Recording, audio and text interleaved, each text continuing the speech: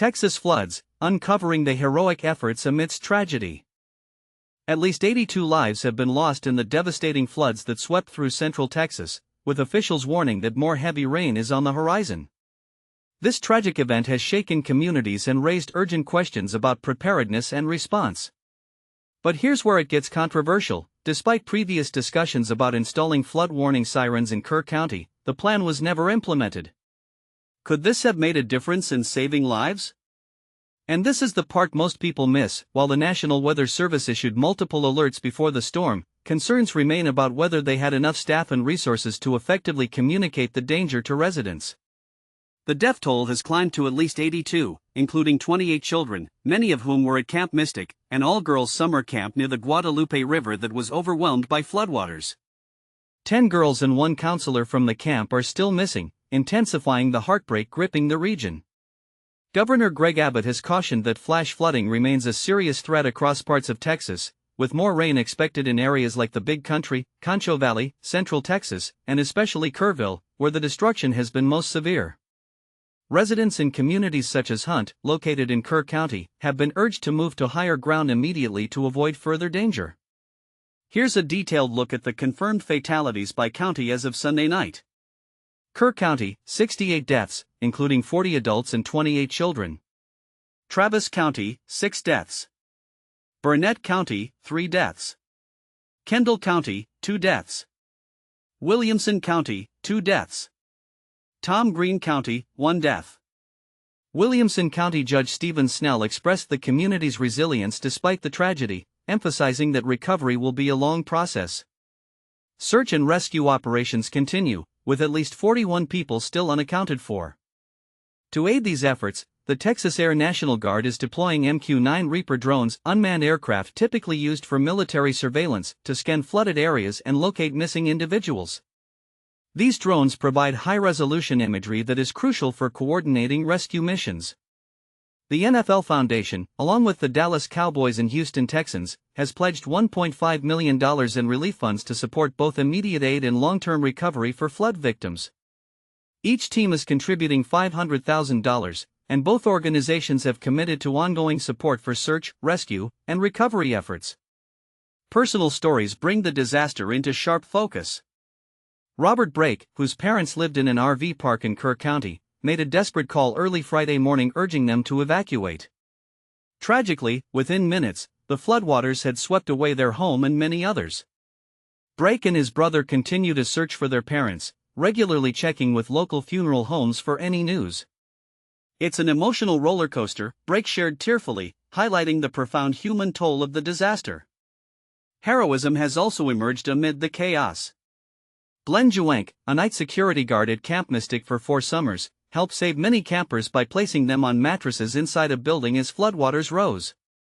He praised the courage and trust of the young girls during those terrifying hours. CNN anchor Pamela Brown, who attended Camp Mystic 30 years ago, reported from the site, reflecting on the camp's significance as a place of joy and learning.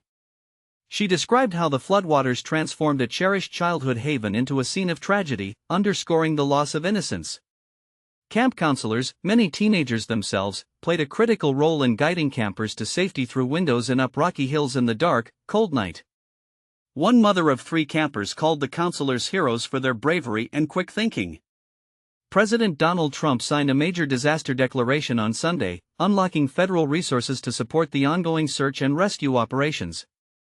The U.S. Coast Guard has been instrumental, conducting over 230 rescues with the help of aircraft equipped with thermal cameras and helicopters. Scott Ruskin, a Coast Guard swimmer, has personally assisted more than 165 people. FEMA has opened 7 shelters providing food and water, and is deploying additional resources to the affected areas. However, Trump's previous statements about phasing out FEMA after the hurricane season have sparked debate about the future of federal disaster response. Meanwhile, the search continues for Michael Phillips, the fire chief of the Marble Falls Area Volunteer Fire Department, who went missing while responding to a water rescue call early Saturday morning. In a controversial statement, President Trump dismissed suggestions that cuts to the National Weather Service under his administration contributed to the disaster, calling the floods a 100-year catastrophe beyond anyone's control. Yet, insiders note that key positions, such as warning coordination meteorologists, remain unfilled due to early retirement incentives offered during the Trump administration, raising questions about the impact of staffing shortages on emergency communication. Texas National Guardsmen have been actively evacuating campers near Kerrville, with footage showing their efforts to move children to safety. The exact timing and affiliation of the campers in the video remain unclear, but the urgency of the situation is evident.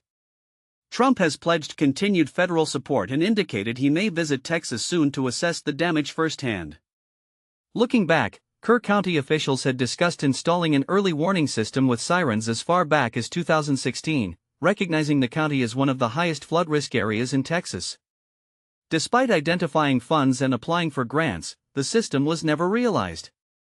County Judge Rob Kelly confirmed that Kerr County currently lacks a flood warning siren system, a fact that has sparked local outrage and led to petitions demanding better early warning infrastructure.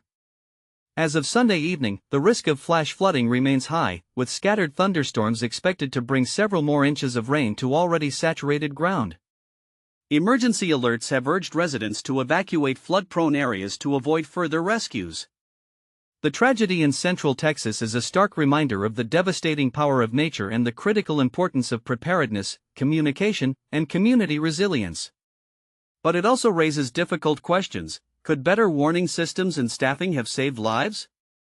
How should responsibility be shared among local, state, and federal agencies? And what lessons will be learned to prevent such a catastrophe in the future? We invite you to share your thoughts and opinions. Do you believe more could have been done to prevent this disaster? What steps should be taken now to protect vulnerable communities? Join the conversation and let us know your perspective.